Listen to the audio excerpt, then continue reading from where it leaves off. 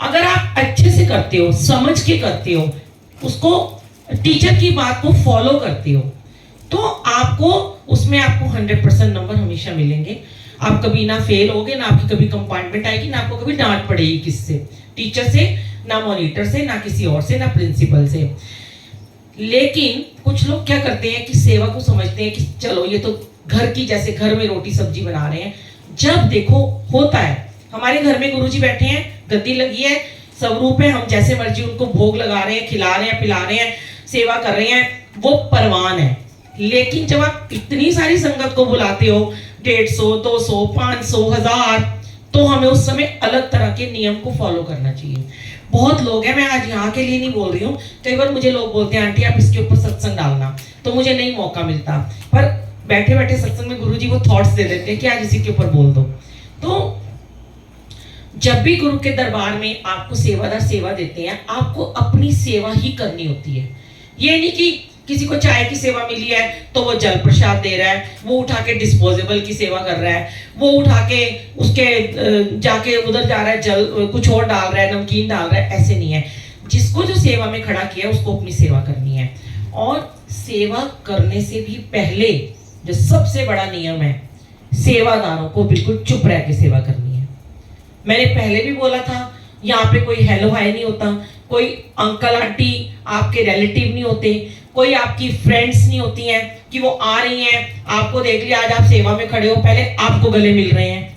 सेवादार का फर्ज बनता है वो उनको बोले, हाथ जोड़ दे कि मुझे गले मत मिलो, पहले गुरु के पास जाके गले मिलो। और आते ही रास्ते में जितनी बूढ़ी बूढ़ी आंटियां मिलती हैं, अड़ोसियां पड़ोसी, सबके पैर छूते हो। सिर्फ और सिर्फ जब गुरुजी बैठे हैं तो गुरुजी के पैर छूने होते, गुरुजी के मत्था टेकना होता है। कोई अंकल आंटी चाहे जितने मर्जी बुजुर्ग हैं, चाहे जितने मर्जी ब्लेस्ड हैं, चाहे वो जितनी मर्जी पुरानी संगत है, वो गुरुजी नहीं बन गए हैं, वो खुदा नहीं हो गए हैं कि आप उनके पैर छू रहे हो। पाँव सिर्फ गुरुजी के चरणों में आपने झुकना है और अपने स्थान पे जाके बैठ जाना है।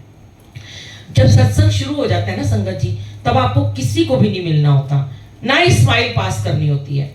स्माइल का मतलब भी होता है बातचीत करना। आंखों आंखों से आपने उनसे बात कर ली है, आंखों से बातचीत करनी है, सिर्फ गुरु जी से किया करो, वो आपको हर बात का जवाब भी देंगे। और सत्संग जब तक शुरू ना हो जाए ना, मत्था मत टेका करो। चाहे आप पहले आ जाओ, बैठ जाओ, साइड में बैठ जाओ।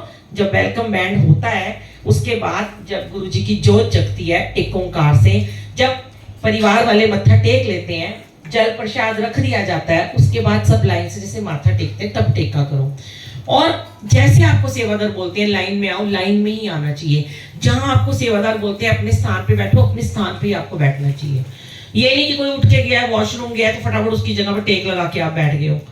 अब आज ही बड़ी सारी संगत थी कि सीढ़ियों में बैठ रहे थे थोड़ा सा, तो मैंने बोला कि देखो सीढ़ियां तो कम से कम 10-12 हैं, ठीक है, गद्दी यहाँ लगी है, अब आप सीढ़ियों में बैठते चल जाओगे तो आपका स्थान तो गुरु जी से बहुत ही ऊंचा हो जाएगा ना। ये यहाँ पे ये सिर्फ मैं ही क्यों सोचूं, तो मेरे को कोई अलग थोड़ा ना भगवान ने दिमाग दिया है। इतनी बड़ी बड़ी उम्र में हो गए हो, आप भी तो सोच सकते हो कि हम क्यों गुरु से ऊंचे स्थान पे जाके बैठ जाएं। क्या हमें अच्छा लगता है हम गुरु से ऊपर जाके बैठ जाएं, या हम गुरु के बराबर भी बैठ सकें। गुरु के बराबर, अभी मेरे को कल भी किसी ने बोला, परसों बोला, आज भी किसी संगत ने बोला कि हम जहाँ जाते हैं वहां पर तो सब बिठाते हैं सोफों पे। तो मैंने एक ही बात बोली थी, देखो कोई अगर गलत कर रहा है ना, तो उसको आप उसके गलत काम में भागीदार मत बनो, आप सही करने की कोशिश करो।